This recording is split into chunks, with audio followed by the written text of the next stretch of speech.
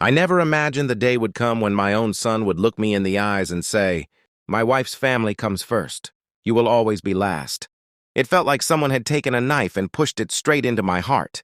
I raised Adam alone after his father died. I worked long nights, skipped meals, and sacrificed everything so he could have a better life. When he married Emma, I was genuinely happy. She seemed polite, respectful, and caring. But things changed quickly.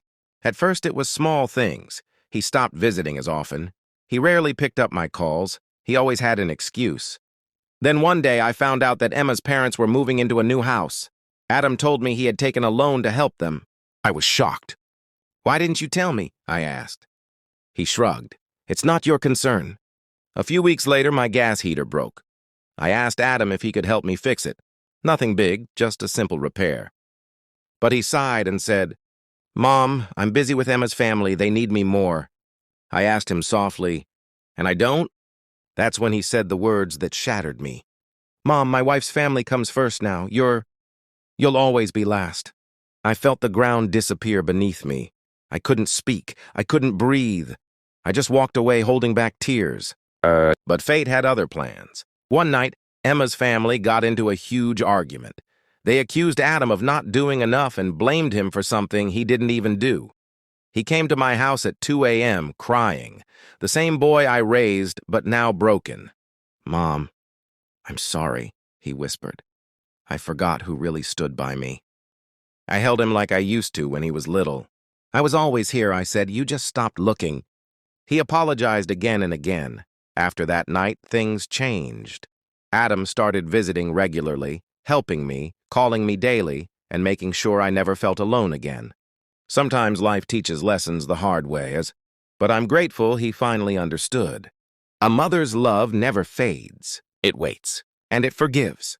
After that night when Adam came crying to my door, I thought things would finally get better, and for a while they did.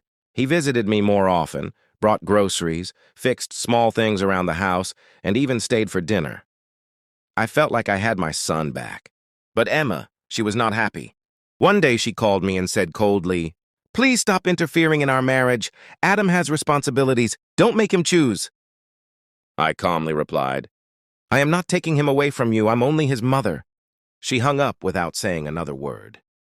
A few days later, something happened that changed everything again. Adam invited me to his house for lunch. I was happy. I dressed nicely and went with a small gift for Emma. But when I reached, no one opened the door. After knocking for several minutes, I called Adam. He answered in a tired voice. "Mom, we're at Emma's parents' house for lunch. I thought Emma told you." My heart dropped. "No, she didn't." "I'm sorry," he said. "I'll come pick you." In the background, I heard Emma snap, "Adam, we're already eating. She can come next time." He went silent. I quietly said, "It's okay. Enjoy your lunch," and hung up. That evening, Adam came to my house alone. He looked upset. "Mom, Emma said you make her uncomfortable. She said you judge her." I was shocked. I have never judged her. I only wanted peace. He sighed, rubbing his forehead. "Mom, she wants distance." I finally asked, "And what do you want, Adam?" He took a deep breath. I don't know." That answer hurt more than any insult. But the real twist came 2 weeks later. Emma's family got into financial trouble. They needed a large amount of money, and fast. Adam came to me again, asking if I could loan him some savings to help them. I stared at him, remembering everything. The disrespect, the isolation, the words, "You'll always be last." I asked him gently, "Adam, if I were the one in trouble, would Emma let you help me?" He lowered his head. "No, she wouldn't." "Then why should I help someone who pushes me away?" For the first time, Adam didn't defend Emma. He just looked lost. And that's when he said something shocking. "Mom, I think I married the wrong woman." Adam's words echoed in the room. "Mom, I think I married the wrong woman." I froze. I never thought I would hear something like that from him. This was the same son who once defended Emma no matter what, even when she disrespected me. I sat beside him and said gently, "Adam, don't say things out of pain." He shook his head. "No, Mom, you don't know everything." I looked at him confused. "What do you mean?" He took a deep breath. his eyes filling with tears. Adam's truth finally came out. Emma doesn't want me to help you, not even if you're sick. She says you're a burden. She says I should take care of her parents only because they give her emotional support. I felt a sharp sting in my chest. He continued. And Mom, she hid your calls on my phone. She changed your name to spam so I wouldn't answer. I covered my mouth in shock. All this time, I thought he was ignoring me. I never imagined Emma was blocking our relationship. Why didn't you tell me before? I whispered. He wiped his tears. Because I didn't want to believe that my wife could do something so cruel. That night changed Adam. He confronted Emma. He told her he would no longer cut his mother out of his life. He told her he would not give money to her family anymore. He told her he needed space to think. Emma exploded in anger. She yelled, she cried, she even threw things. Then she said the words Adam will never forget. If you choose your mother, you'll lose me. Instead of panicking, Adam took a deep, steady breath and replied, If I lose you for respecting my mother, then maybe I never truly had you. Emma stormed out of the house and went to her parents. The next morning, a new twist came. Emma's father called Adam angrily and threatened him. You made my daughter cry. If you don't apologize and continue helping us financially, we will expose you. Adam frowned. Expose me for what? For what you did before marriage, the man said sharply. Adam turned pale. I felt fear grip my heart. What are they talking about? I asked him. He whispered, Mom, there's something you don't know about my past. I stared at Adam, my heart beating fast. What do they mean, something from your past? I asked quietly. Adam looked down, ashamed. Mom, before marriage, I made a mistake. A big one. My hands froze. He continued slowly. I invested money with one of Emma's cousins, a business deal. He said we would double our investment in 3 months. I closed my eyes. It already sounded like trouble. Adam swallowed hard. It was a scam, Mom. I lost everything.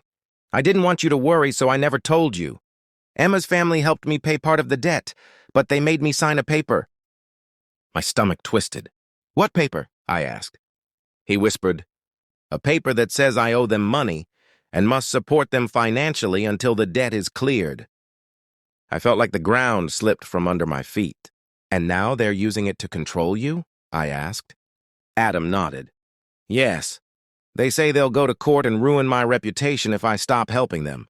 Then came the real shock. Adam continued with a trembling voice. Mom, Emma knew about the scam. She didn't marry me out of love. Her family planned everything. They saw me as someone they could control, someone who would provide for them. Tears filled my eyes. My son wasn't stupid. He was trapped. I held his hands. You're not alone anymore, Adam. We will fix this together. But before I could say anything else, someone knocked loudly on my door. Adam and I looked at each other. The knocking grew harder. Bang, bang, bang! Who could it be? I whispered. Adam peeked through the window and turned pale. It's Emma's father. My heart skipped a beat. What does he want now? I asked nervously. Adam took a breath. He's not alone. I looked again. 3 men stood behind him.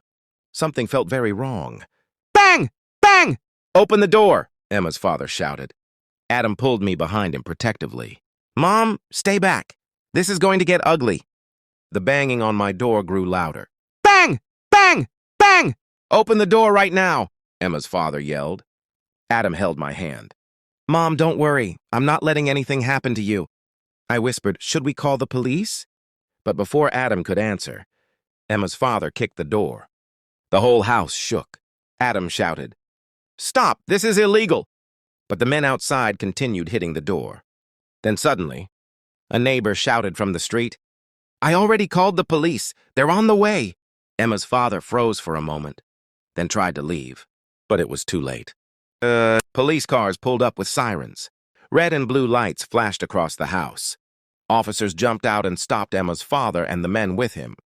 One officer asked, What were you trying to do here? Emma's father started lying immediately. We just came to talk. Adam owes us money. We have papers. The officer took the papers and frowned. These documents are illegal. No interest rate, no legal signatures, no witnesses. This is extortion. Emma's father began to panic. This is a family matter. Another officer cut him off. No, this is harassment, threats, and attempted forced entry. You're under arrest. The men were handcuffed right there. Adam stood beside me, shaking in relief. Later at home, Adam broke down crying. Mom, I'm so sorry. I put you in danger. I trusted the wrong people. I hugged him tightly. You made a mistake, but you learned. That's what matters. Then he said something I will never forget. Mom, from now on, you come first. Not last, never again. Tears fell from my eyes. A few days later, a new beginning. Emma tried calling Adam, screaming, saying he ruined her family. But Adam didn't answer. He blocked her number and filed for divorce. He finally chose peace, respect, and truth, not manipulation. The final message. Sometimes people you love hurt you the most. Sometimes those who should protect you try to use you. But justice comes. Truth wins. And a mother's love, and that never disappears. Adam rebuilt his life, and for the first time in years, I felt like I had my son back.